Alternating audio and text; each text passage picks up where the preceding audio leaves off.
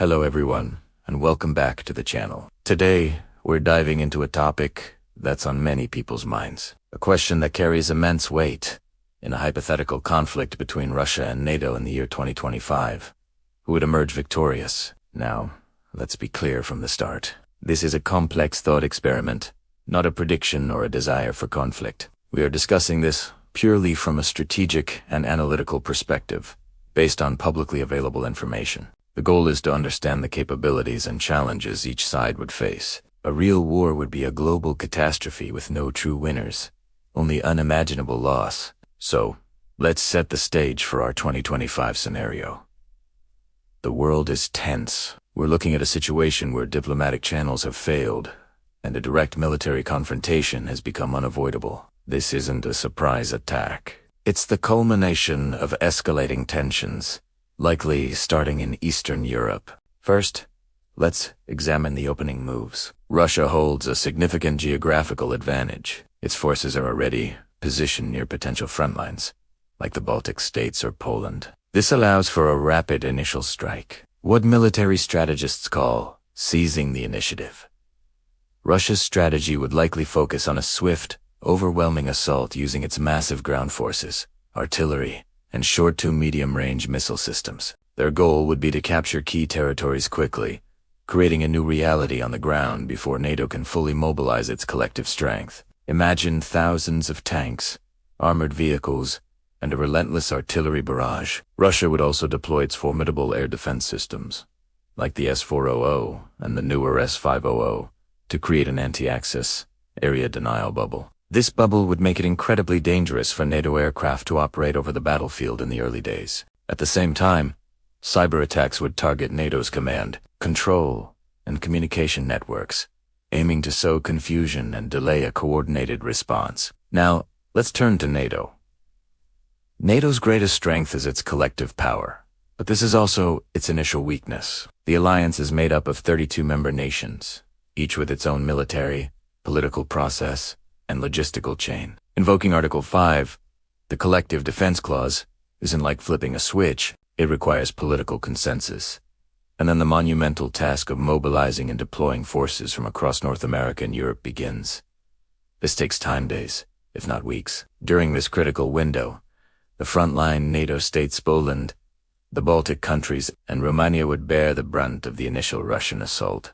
Their forces are modernizing but would be heavily outnumbered. Their primary objective wouldn't be to defeat the Russian army head-on, but to delay and degrade it, buying precious time for the full might of NATO to arrive. Think of it as a strategic fighting retreat, trading space for time. Once NATO's response begins in earnest, the nature of the conflict would shift dramatically. The key player here is, without a doubt, the United States. The U.S. military's ability to project power globally is unmatched. We're talking about fleets of aircraft carriers, strategic bombers like the B-2 and B-21, and an enormous logistical network capable of moving entire armies across the Atlantic. The first priority for NATO would be to gain air superiority. This is the cornerstone of modern Western military doctrine. It wouldn't be easy.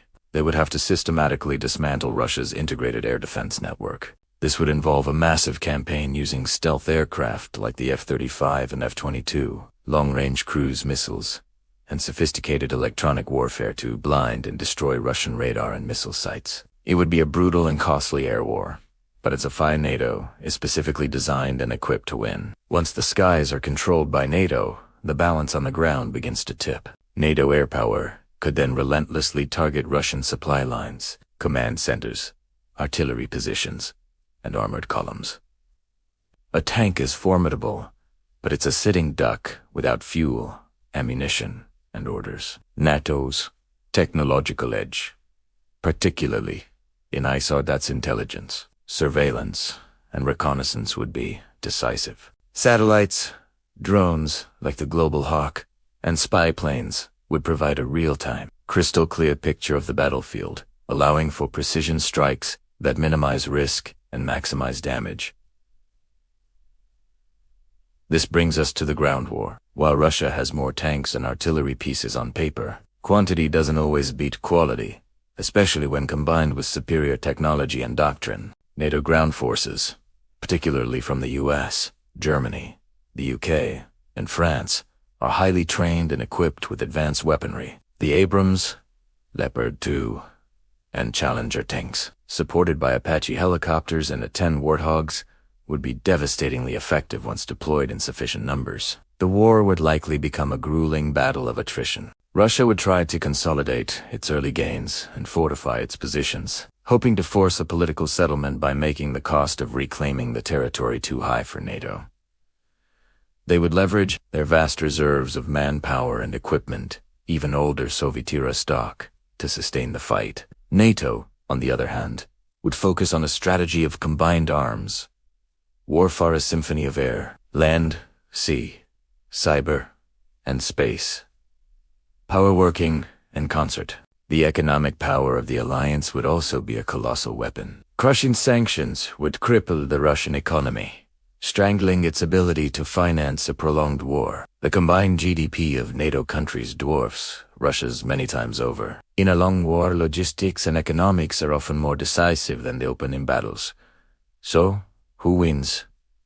In 2025, in the initial 72 hours to 1 week, Russia would likely achieve significant territorial gains. The initial picture would look grim for NATO, with headlines of rapid Russian advances. However, if NATO holds together politically and its frontline states can slow the initial onslaught, the tide would almost inevitably turn. As the weeks turn into months, NATO's overwhelming economic and technological advantages would come to bear. After establishing air dominance, its ability to attrit Russian forces and choke off their supply lines would likely prove decisive. The conflict would likely end not with a triumphant march into Moscow, but with Russian forces being pushed back, exhausted and unable to sustain their offensive operations, leading to a negotiated settlement from a position of NATO strength. Therefore, while Russia could win the initial battle, NATO is structured to win the war. The ultimate victory would depend on NATO's political will and cohesion under extreme pressure. Any wavering or division within the alliance would be Russia's greatest hope for success.